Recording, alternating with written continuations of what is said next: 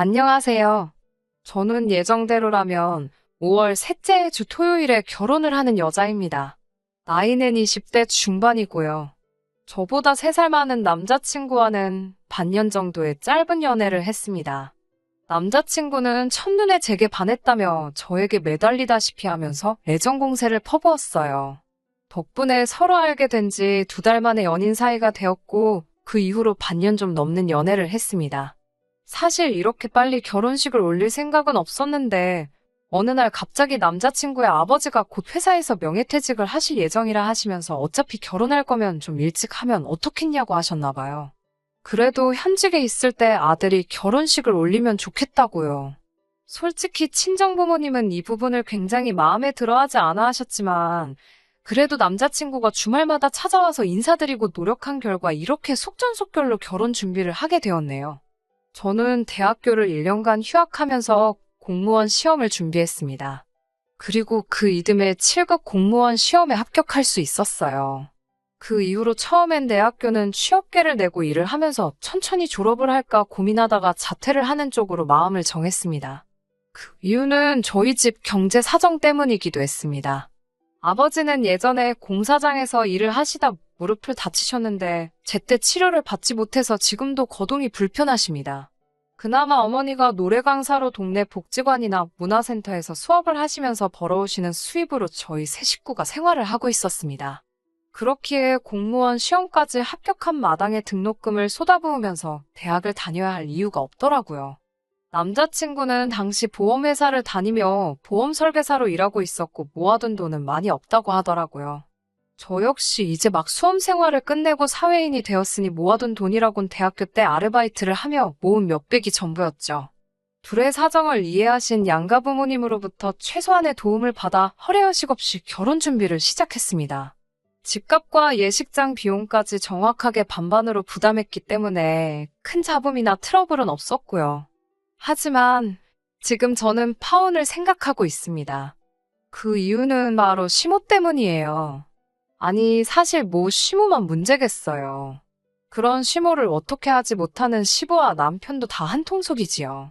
3주 전에 있었던 일입니다. 예비 시가의 청첩장과 관련하여 드릴 말씀이 있어서 다녀왔는데 여기서 문제가 생겼습니다.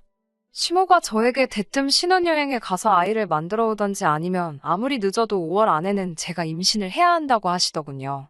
제가 그게 무슨 말씀이냐고 하니 얼마 전 점집에 다녀오셨는데 그 점집에서 내년 2월에 꼭 아이를 낳아야 똑똑하고 건강한 아이를 낳을 수 있다고 그랬다는 거예요.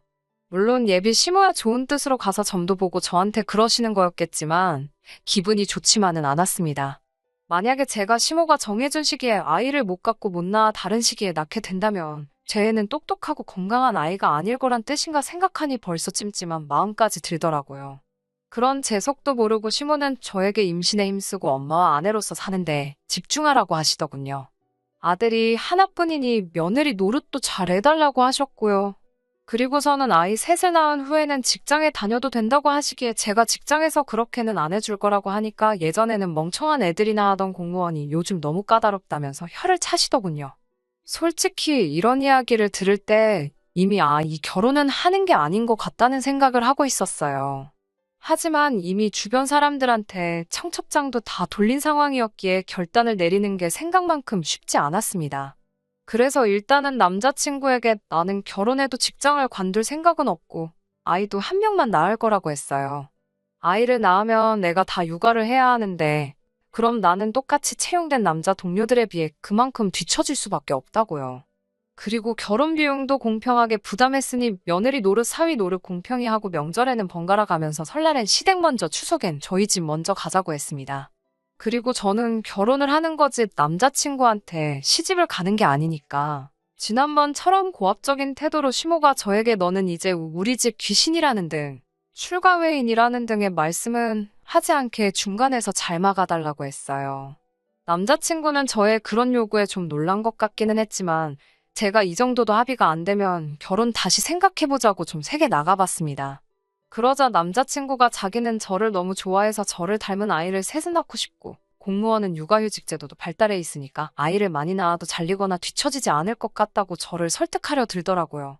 그리고 결혼 비용을 반으로 부담한다고 해도 며느리는 며느리로서 요구되는 도리가 분명히 있는데 어떻게 시모한테 그런 말도 하지 말라고 할 수 있냐며 저더러 조금만 양보를 할 수는 없겠냐고 하더군요. 그런 말을 듣고 있으니까 점점 더 기가 차더군요. 그래서 제가 청첩장 나왔다고 결혼식 못 물을 것 같냐고 따졌습니다. 그제서야 남자친구는 제가 진심으로 하는 말이라는 걸 이해했는지 알겠다며 꼬리를 내리더군요. 그렇게 대화가 일단락되고 저는 남자친구가 제가 지금 어떤 마음인지 어느 정도는 이해를 했을 거라고 믿었습니다. 약속한 대로 시모한테도 제 뜻을 잘 전달했을 거라고 믿었고요. 그렇지만 제 기대가 너무 컸던 건지 시모는 전과 달라진 게 하나도 없었습니다. 오히려 다시 한번 저에게 제가 왜 파혼을 해야 할지 결심을 세우게 만들어 주었습니다. 시모와 시부는 저희 부모님에 비해 나이가 10살 정도는 많습니다. 저희 부모님은 결혼을 일찍 하신 편이었고 시모와 시부는 당시 시대를 고려했을 때 늦게 하셨거든요. 그래서 전에 있던 상견례 자리에서 저희 부모님의 나이를 듣더니 아이고 사회에서 만나면 겸상도 못할 나이네 이러시는 거예요. 저희 부모님은 그래도 딸 상견례 자리라고 그런가요? 라고 어색하게 웃으며 넘기셨고요. 그 외에도 신경에 거슬리는 대화가 오고 가긴 했지만 그래도 좋은 날이라서 그럭저럭 지나갔습니다. 그리고 시간이 흘러 며칠 전 시모에게서 전화가 왔어요. 시모는 뜬금없이 너희 어머니 일요일에 바쁘냐고 물으면서 너희 어머니랑 너랑 일요일에 여기 동네 좀 와라 이러시는 거예요. 그래서 제가 무슨 일이냐고 하니까 좋은 일 좀 하라고 부르는 거니까 따지지 말고 오라면서 늦으면 안 된다고 신신당부를 하시더군요.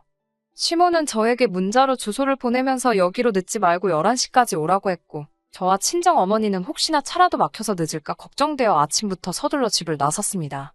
도착하고 보니 거긴 게이트볼장이었어요.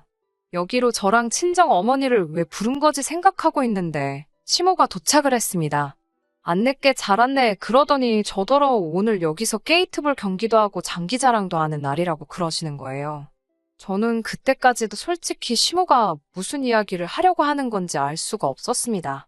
그런데 시모가 저희 어머니를 보면서 노래를 그렇게 잘한다면서 왔으니까 언니 오빠들 좋아하는 트로트 몇 개 좀 뽑고 가 분위기 좀 살리게 이러는 게 아니겠어요. 저희 어머니도 저도 너무 어이가 없고 놀라서 제가 시모한테 지금 이건 경우가 아니지 않냐고 따졌어요. 그러자 시모가 저더러 너는 제정신이냐면서 어떻게 며느리가 시모한테 말버릇이 그게 뭐냐고 그러는 거예요. 그러니까 저희 어머니도 나서서 아직 결혼도 안 시켰는데 무슨 며느리냐고 그러면서 그리고 네가 뭔데 나를 불러서 노래를 하라 말아야 나이를 먹으려면 곱게 먹어 그러시더군요. 그러니까 시모도 지지 않고 저희 어머니께 나이도 한참 어린 게 어디서 반말이냐면서 내가 너더러 공짜로 노래하랬냐고 돈 줄 거라고 그러는 거예요. 저희 어머니가 집구석에 돈이 얼마나 많다고 돈 타령이냐면서 그 돈으로 약이나 사 처먹고 정신 똑바로 차리고 살라며 악을 쓰시더군요. 이 모든 게 제가 그 모자란 인간이랑 결혼을 한다고 들어서 그런가 싶어 더 이상 단 1초도 더는 그곳에 머무르고 싶지 않았어요. 그래서 시모에게 나이값 좀 하시라고 소리를 치고 친정 어머니를 모시고 뛰쳐나왔습니다. 그 길로 남자친구에게 전화해서 너는 니네 엄마 때문에 죽어도 장가 못 갈 거라고 쏴붙이고 전화를 끊어버렸습니다. 무슨 영문인지 몰랐는지 남자친구는 몇 번이고 다시 전화를 걸더니 어느 순간 멈췄더라고요. 아마 지네 엄마한테 들었을 거예요. 집으로 돌아오는 차 안에서 아직도 분이 안 풀린 어머니를 보니 너무 죄송하더라고요. 그런데 어머니가 먼저 저에게 그런 집구석이랑 사돈이라도 됐으면 진짜 무슨 꼴을 보고 살았을지 모르겠다며 차라리 잘 됐다고 그러시더군요. 저도 그렇게 생각했고요. 집에 도착하니까 남자친구한테 장문의 문자와 10번이 넘는 부재중 전화가 걸려와 있었어요. 하긴 지 주제에 어디서 저 같은 사람을 만나겠어요. 아차 싶었겠지요. 하지만 이제 버스는 떠난 거 아니겠어요. 어디 가서 차마 쪽팔려서 이런 이유로 파혼했다 소리는 못할 것 같아요. 그냥 성격 차이라고 하려고요. 기왕 이렇게 된 거 진짜 제대로 된 사람 시간을 갖고 찾아봐도 괜찮겠지요? 남자친구도 평생을 두고두고 지내 엄마 때문에 저를 놓친 걸 후회하며 지냈으면 싶네요.